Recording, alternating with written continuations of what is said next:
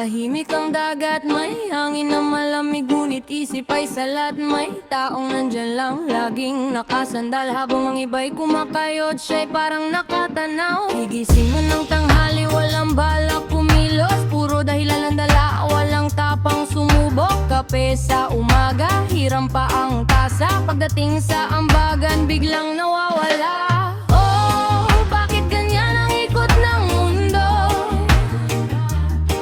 May nagbibigay ng todo, may kumukuha lang ng buo.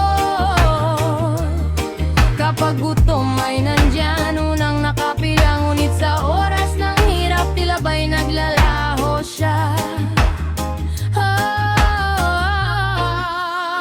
Pakainin mo pa, pero problema lang ang kanyang nadadala. Pabigat sa balikat, pasanin ng tahanan, walang itinatanim pero gustong may anihan.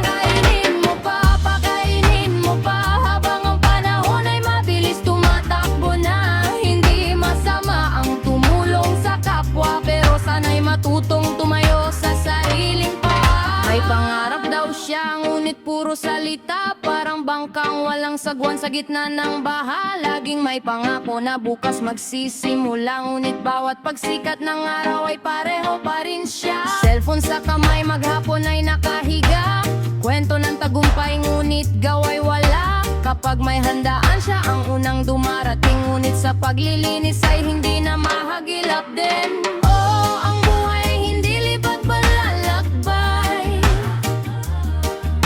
kailangan mong kumilos para may patutunguhan ang sakay.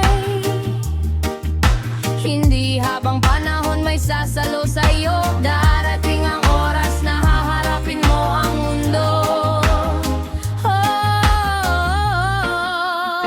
Pakainin mo pa, pero problema lang ang kanyang nadadala. Pabigat sa balikat, pasanin ng tahanan, walang itinatanim pero gustong may anihan.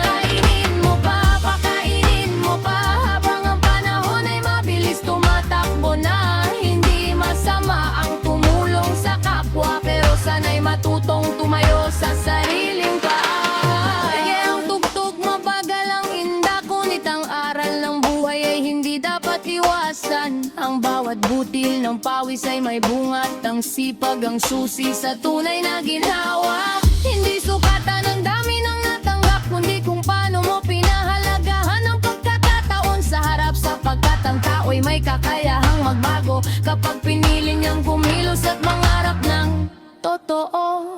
Pakainin mo pa kung may pag-asa pa, na balang araw ay matutunan niyang magbago na. Hindi para manatiling pasan ng tahanan, kundi maging katuwang sa bawat laban. Pakainin mo pa, ngunit sabayan ng payo, na ang buhay ay hindi lamang hingi at reklamo. Dahil ang tunay na yaman ay hindi lang kinakain, hindi ang dangal na bunga ng sariling gawain.